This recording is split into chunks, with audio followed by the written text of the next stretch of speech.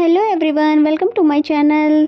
मैं आपके लिए लेकर आई हूँ एक न्यू सीरीज जो कि बहुत ही ज़्यादा इंटरेस्टिंग है और ये ड्रामा यकीनन आपको भी बहुत ही ज़्यादा पसंद आएगा क्योंकि मुझे भी ये ड्रामा बहुत ही ज़्यादा पसंद है। और इस ड्रामे का नाम है मिस्टर बैड, जो कि हमारी मेन फीमेल लीड की नैन्सी के साथ टकरार होगी पर नेचुरल पावर वाले लड़के जुआन से। हमारी नैन्सी ने ही गॉड से ये विश की थी कि उसे अनफॉरगेटेबल वाला लव मिल जाए, इसीलिए उसी की इस विश को पूरी करने के लिए गॉड ने 5000 साल पुराने एरा से जुआन को यहाँ टेलीपोर्ट कर दिया, जो कि इस स्टोरी का मेन लीड है और अपने एरा का खतरनाक फाइटर। और उस इंसानों की जान लेने में जरा भी झिझक नहीं होती, ना ही उसे किसी पर रहम आता है। सो हम स्टार्ट करते हैं इस ड्रामा को, जिसमें आपको बहुत सारा कॉमेडी, फैंटेसी और साथ ही रोमांस भी देखने को मिलेगा। एपिसोड के स्टार्टिंग में हम नैन्सी को देखते हैं, जो कि बहुत ही ज्यादा ब्रेव और क्यूट गर्ल है। इसकी एज 22 है और इस छोटी सी एज में ही उसने ऑनलाइन एक नॉवेल पब्लिश किया है, जिसमें उसने अपने आइडल जू कैन को हीरो बनाया है, अपने ही नाम के कैरेक्टर वाले नैन्सी को उसकी हीरोइन। जू कैन जो कि बहुत ही बड़ा नॉवेल ऑथर है, जिसके फैंस के साथ आज मीटिंग होने वाली थी। नैन्सी भी उसके मीटिंग में जाने वाली थी उसका ऑटोग्राफ लेने के लिए कि तभी अचानक से इतने सालों बाद एक लड़का मिला जो उससे फ्लर्ट कर रहा था। और वैसे तो आज तक किसी भी लड़के ने उससे बात तक करने की हिम्मत नहीं की थी। एक लड़का एक लड़की का बैग लेकर भागने लग जाता है। यहाँ पर नैन्सी बहुत ब्रेवली उसको पकड़कर पीटने लग जाती है। जिस तरह से उस लड़के की हड्डी तोड़ रही थी, उस लड़के को देखकर वो लड़का भी भाग जाता है। नैन्सी की फाइटिंग स्किल की वजह से ही कोई भी लड़का उससे फ्लर्ट नहीं करता है। एंड देन नेक्स्ट सीन में यही बात वो अपने बेस्ट फ्रेंड को बता रही थी कि इतने सालों बाद उसे एक लड़का मिला था, वो भी आज उससे हाथों से निकल गया। अब तो लगता है मैं सिंगल ही रह जाऊंगी। और इसके अलावा उसके पास एक खुशखबरी भी थी और कहती है कि एक्सकल्चर यानी कि जूकैन की कंपनी में मैंने जॉब के लिए अप्लाई किया है। वो भी कोई मामूली जॉब नहीं, बल्कि जूकैन की असिस्टेंट बनने के लिए, जो कि हमेशा से ही उसका सपना था। तो ये सुनकर उसकी फ्रेंड भी बहुत ज्यादा खुश हो जाती है और उसको पूरी तरह से मोटिवेट करने लग जाती है कि भले ही तुम्हारा सिलेक्शन हो ना हो, पर तुम उसके साथ काम करने के लिए पूरी तरह से तैयार रहना। एंड द नेक्स्ट सीन में हैप्पी होकर वो अपने घर पर आती है, जहाँ पर मॉम तो नहीं होती है। वो अपने डैड और भाई के लिए उनके फेवरेट फूड लेकर आई थी। और वैसे वो इस दुनिया में तो नहीं है, लेकिन नैन्सी ऐसा बिल्कुल भी फील नहीं होने देती है कि वो उनके साथ नहीं है, बल्कि बहुत बातें करती है। हमें यहाँ पे पता चलता है कि नैन्सी जूकैन की बहुत बड़ी फैन है, क्योंकि उसकी बहुत सारी पिक्चर्स भी लगा रखी थी और उसकी ऐसी कोई भी नॉवेल नहीं थी जिसको अभी तक नैन्सी ने रीड ना की हो। एंड देन ऑनलाइन पब्लिश की हुई नॉवेल की रिव्यू देखने लग जाती है, जिसमें बेचारी को कुछ खास अच्छे कमेंट्स तो नहीं मिले थे, लेकिन लोगों ने कहा कि तो बहुत ही ज्यादा सिंपल सी लवी डवी स्टोरी है, जिसमें विलेन का भी कोई खास रोल नहीं है। तो फिर भला ऐसी स्टोरी को कौन पसंद करेगा जिसमें विलेन का बड़ा रोल ही ना हो, ना ही इस स्टोरी में किसी भी तरह का सस्पेंस हो। इतने ज्यादा बैड कमेंट्स देखने के बाद वो बोलने लग जाती है, तुम्हें क्या लगता है कि मेरा जो नोबल का विलेन है वो बहुत ही ज्यादा कमजोर है? अब देखना तुम सबके सामने बड़ा डेविल आएगा।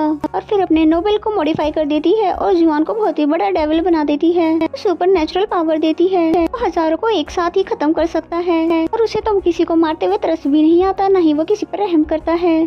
और तो यहाँ तक कि नैन्सी और जूकैन की शादी की सबसे बड़ी रुकावट भी जुआन है। जब तक वो नहीं चाहेगा, नैन्सी से कोई भी शादी नहीं कर सकता है। और उसकी मॉम को तो जूकैन से ज्यादा उसका ही रोल पसंद आता है। और फिर कहती है कि ऐसे ब्रेव, हैंडसम और इंटरेस्टिंग लड़के तो सबको पसंद होते हैं, ये फ्लर्ट करना भी आता हो। लेकिन नैन्सी कहाँ अपनी मॉम की बात मानने वाली थी? उसके लिए जुआन तो सिर्फ एक बैड बॉय और एक विलन ही है। एंड द नेक्स्ट सीन में हमें नैन्सी को फेरी पार्क में दिखाया जाता है। एक बात फेमस है कि यहाँ पर जो भी विश आकर मांगता है वो पूरी हो जाती है। और वो अपनी कल के इंटरव्यू में पास होने की विश करती है और साथ ही वहाँ पे खड़े मैन से कहती है कि मैं तुम्हें यहाँ पे बचपन से देख रही हूँ, और तुम्हें यहाँ पर पैसे कमाने हैं तो कहीं और पे जाके कमाओ, क्योंकि यहाँ पर तो तुमने कभी भी 1 रुपए भी नहीं कमाया है। फिर कहता है कि तुम्हें कितनी बार बताया है कि मैंने कभी भी पैसे कमाने के लिए सब नहीं किया। और फिर कहता है कि तुम अपनी कॉइन इसमें गिराओ और तब तुम्हें सब कुछ पता चल जाएगा। जिसपे नैन्सी ने बोला कि मैंने भी तो तुम्हें कितनी बार कहा है कि मेरी कॉइन को चुराने की कोशिश मत करना।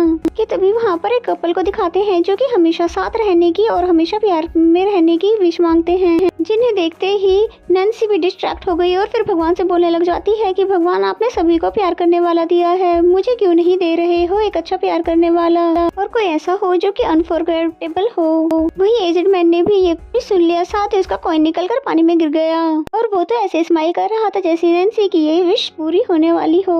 फिर तभी मैजिक होता है और नैन्सी टेलीपोर्ट होकर पानी के अंदर चली जाती है, जहाँ पर कॉइन ढूंढते हुए उसकी नजर एक हैंडसम से लड़के पे पड़ती है, जो कि कोई और नहीं बल्कि जुआन जुआन ही है। और फिर नैन्सी ने जैसे ही उसे हाथ लगाया तो वो दोनों वहाँ से गायब हो जाते हैं। फिर तभी नैन्सी की आँख खुलती है तो वो कहती है कि अच्छा हुआ ये तो सिर्फ एक सपना था। फिर जैसे उसकी नजर जुआन पे पड़ती है तो कहती है ये क्या है और मैं कोई अभी तक ख्वाब तो नहीं देख रही, और ये है कौन और ये यहाँ पे कैसे आ गया, तो अभी भी जिंदा लग रहा है, मुझे इसे हॉस्पिटल लेकर जाना चाहिए। और फिर उसे उठाते हुए हॉस्पिटल ले जाने लगी। फिर कहते हैं ये तो किसी नोवेल का सीन लग रहा है, जब लड़की किसी हिस्टोरिकल कस्टम में देखकर उसे रेस्क्यू करती है। रेस्क्यू करने की वजह से उस लड़के को भी फर्स्ट साइड में ही लड़की से प्यार हो गया। एट लास्ट ये लड़का मेरे लिए जान देने को भी तैयार हो। अभी नैन्सी ये सब बड़बड़ा ही रही थी कि तभी जुआन भी सेंसेस में आके उसकी सारी बातें सुनने लगा। सोचने लग जाता है कि लड़की कौन है और मैं यहाँ पर कैसे आ गया। फिर जैसे ही नैन्सी की नजर उस पे पड़ती है तो उस पे चिल्लाते हुए बोलती है कि तुम होश में कब आए और तुमने मुझे बताया क्यों नहीं, मैं तुम्हें कब से उठाकर लेकर आ रही हूँ, कितनी ज्यादा भारी हो तुम, अच्छा हुआ तुम ठीक हो और मैं अब घर जा रही हूँ। तभी जुआन ने उसका हाथ पकड़कर रोका कि तुम ऐसे कैसे जा सकती हो, तुम नहीं चाहती कि मैं तुम्हारे लिए जान देने को भी तैयार हो जाऊँ। तभी नैन्सी अपना हाथ छुड़ाते हुए बोलती है कि मिस्टर मुझसे दूर रहना, तुम्हें पता भी है मैं कौन हूँ। नैन्सी नाम है मेरा और मेरा नाम ही काफी है, कोई भी लोग मेरे पास आने की हिम्मत नहीं करता है। जबकि जुआन तो सोच रहा था कि ये पागल सी लड़की कितने ज्यादा बोली जा रही है, इसका नाम तो बहुत ही ज्यादा अजीब है, मैंने अपनी मार्शल वर्ड में तो इसका नाम कभी नहीं सुना। और तो ने किस तरह की ड्रेसिंग की हुई है, इतने ज्यादा छोटे कपड़े भी पहने हुए हैं। तभी नैन्सी ने बताया कि मैंने ही तुम्हें रेस्क्यू किया है और तुम मेरे साथ ही फ्लर्ट कर रहे हो। जिसके बाद तो जुआन ने उसे पकड़ ही लिया और जिसके बाद फिर नैन्सी ने उसको पूरी कहानी बताई, लेकिन जुआन उसकी यकीन ही नहीं करता। फिर कहता है ना तो मेरे कपड़े गीले हैं ना ही मेरे बाल, और तुम कैसे कह सकते हो, फिर तुमने मुझे यहाँ से निकाला है। नैन्सी उसे यकीन दिलाने की बहुत कोशिश करती है और फिर अपने कॉइन के बारे में बताती है जो कि जुआन के पास ही था। और फिर बोलता है कि ये तुम्हारे पास कोई भी प्रूफ नहीं है कि ये कॉइन तुम्हारा है, इसलिए ये कॉइन मैं तुम्हें नहीं देने वाला। जिस पे नैन्सी भी चिढ़ जाती है और फिर बोलती है तुम बहुत ही ज्यादा अजीब इंसान हो और तुम तो एक हिस्टोरिकल कपड़े पहनकर पार्क में आ गए हो, ऊपर से मेरा कॉइन भी नहीं दे रहे। तभी जुआन ने बोला कि तुम अपने कपड़े देखो पहले, तुमने इतने छोटे कपड़े पहने हुए और इस तरह के कपड़े पहनते हुए तुम्हें लड़कों के सामने जाते हुए शर्म नहीं आती क्या। जिस पे नैन्सी ने बोला वेट अ मिनट, ये 21st सेंचुरी है और यहाँ पर हर किसी को फ्रीडम है किसी भी तरह के कपड़े पहनने के। जबकि बेचारा जुआन तो सोच रहा था कि ये सब हो क्या रहा है और क्या एराज के भी नाम आ गए हैं, इस लड़की से जान छुड़ाकर जल्द से जल्द पता लगाना होगा। और फिर तभी उसका कॉइन फेंक देता है और बोलता है ये लो अपनी कॉइन, मैं जा रहा हूँ, मुझे फॉलो मत करना। नैन्सी उसे रोकती है और पूछती है कि तुम भला जा कहाँ रहे हो, अभी तक तो हमने फिगर आउट भी नहीं किया तुम हो और कहाँ से आए हो। इस पे जुआन ने बोला कि मुझे लगता है तुम मेरे साथ फ्लर्ट करना चाहती हो,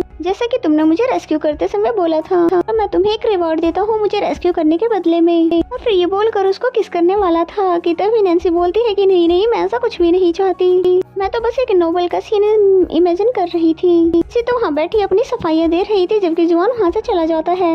वही रास्ते में जाते हुए सोच रहा था कि ये दुनिया अचानक इतनी ज्यादा बदल कैसे गई। ये लड़कियाँ उसको रोड क्रॉस करने से रोकती है क्योंकि ग्रीन सिग्नल था, जिससे तो और भी ज्यादा कंफ्यूज हो जाता है। तभी वो एजेंट मैन जो कि कॉल पर ऊंची आवाज में कह रहा था तुम्हें परेशान होने की कोई भी जरूरत नहीं है, तुम जल्दी ही उससे दोबारा मिल लोगे जिसके लिए तुम्हें यहाँ पर लाया गया है। यानी कि वो सब कुछ पहले से ही जानता था और बेचारे जुआन को तो पता भी नहीं था कि सेल्फिश किसे कहते हैं, पर लड़कियों के बार बार कहने पर भी उसको फिर मानना पड़ता है। देन हिस्ट्री की बुक्स पढ़ने के लिए वो लाइब्रेरी चला जाता है। एंड देन नेक्स्ट सीन में हमें नैन्सी को दिखाते हैं जो कि बहुत ही ज्यादा गुस्से में घर आती है, अपनी मॉम को बताती है कि कितने ज्यादा बदतमीज लड़के से आज मेरा सामना हुआ था, अगर दोबारा मेरे सामने आया तो उसे एक पंची दे दूंगी। एंड देन टीवी पर लाइव इंटरव्यू देखने लग जाती है जुकैन का, जहाँ पर उसकी कलीग भी उसके साथ थी। तभी नैन्सी की मॉम बोलने लगती है कि ये दोनों वैसे तो सिर्फ बिजनेस पार्टनर तो नहीं लगते हैं, जरूर ये लड़की इसकी गर्लफ्रेंड होगी।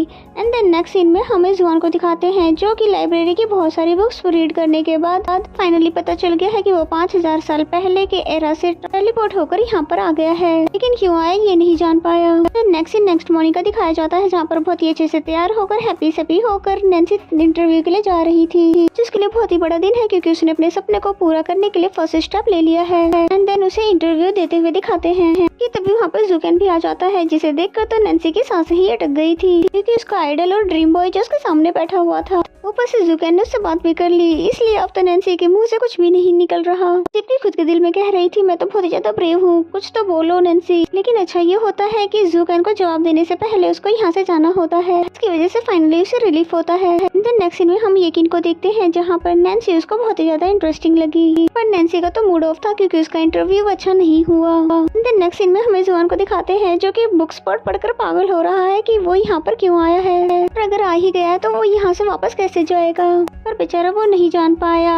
एंड देन नेक्स्ट सीन हमें नैन्सी का दिखाया जाता है। बाहर आते ही उसका हील फंस जाता है क्योंकि उसने इससे पहले हील पहने ही नहीं थे। जब भी सामने बैठे कपल उसको देखकर भी उसकी हेल्प नहीं करते, जिस पे वो खुद से कहने लग जाती है कि आप थोड़ी देर के लिए अपनी रोमांस बंद नहीं कर सकते, प्लीज मेरी हेल्प कर दो ना। उसी के साथ टाइम स्टॉप हो जाता है और ये आवाज जाती है जुआन के पास। उसे भी कुछ समझ तो नहीं आता है लेकिन टेलीपोर्ट होकर वो नैन्सी के पास पहुंच जाता है। तभी एक लड़की उसे फ्री में एक फ्लावर देती है और नैन्सी को देखकर वो सोचने लगा कि कहीं ये सब कुछ इस लड़की की वजह से तो नहीं हो रहा। उसके पास जाकर उसे ये फूल दे देता है और फिर से उसका नाम पूछने लगा। नैन्सी ने उसे अपना नाम बताया। तभी वो कहता है कि तुम ही वो लड़की हो जो मेरे सारे सवालों के जवाब दे सकती हो। और फिर इसी सीन के साथ ये एपिसोड यहीं पे खत्म हो जाता है। तो मेरा एक्सप्लेनेशन अगर आपको अच्छा लगता है तो वीडियो को लाइक करें और चैनल को अभी तक सब्सक्राइब नहीं किया तो सब्सक्राइब कर ले। मिलते हैं नेक्स्ट एपिसोड में, तब तक के लिए बाय बाय।